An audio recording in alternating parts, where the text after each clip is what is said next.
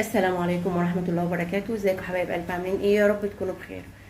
انا النهاردة بقى هعمل جلاش بالمهلبية، وهعمل خلية النحل.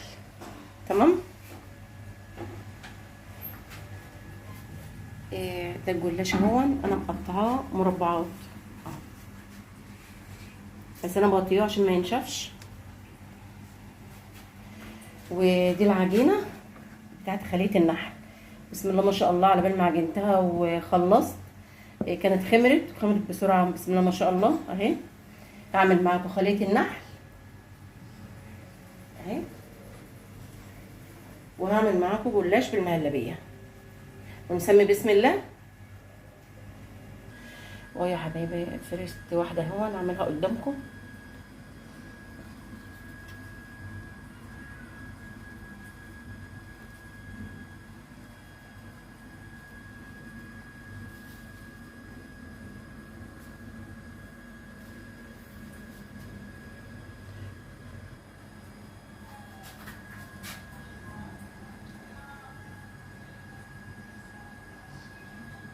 ويا حبايبي حطيتها هون، وكله كده بقى صوابع كده. وهعمل برضو معاكم واحده كمان.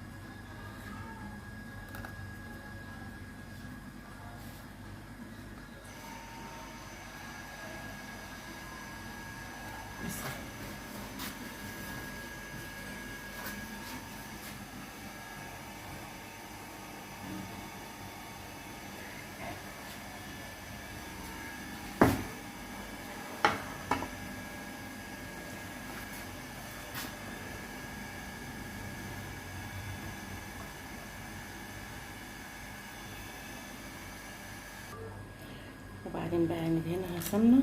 بسم الله الرحمن الرحيم. بسم الله الرحمن الرحيم.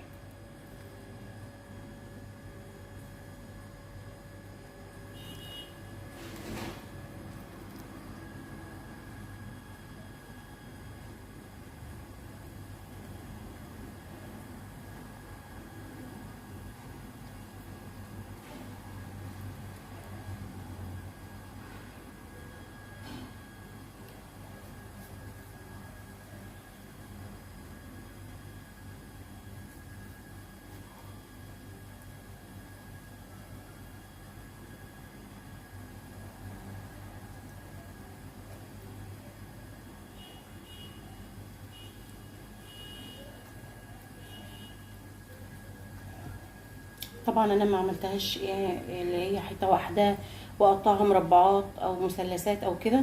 حبيت يعني ابقى اعمل حاجه مختلفه كده عن اللي انا بعمله كل مره.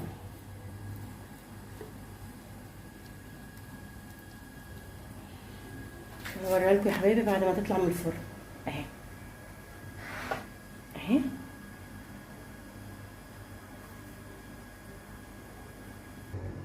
وهي يا حبايبي هي طلعت من الفرن اهي. ادي خلية النحله اهي، وادي الجلاش القمر ده اهو، وسقيته بالعسل اهو. طبعا انا دول اللي فايضين من الصينيه التانيه اهو. بصوا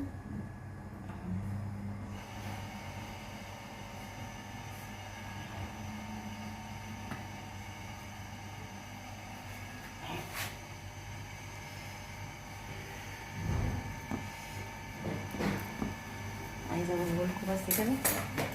بسم الله الرحمن الرحيم.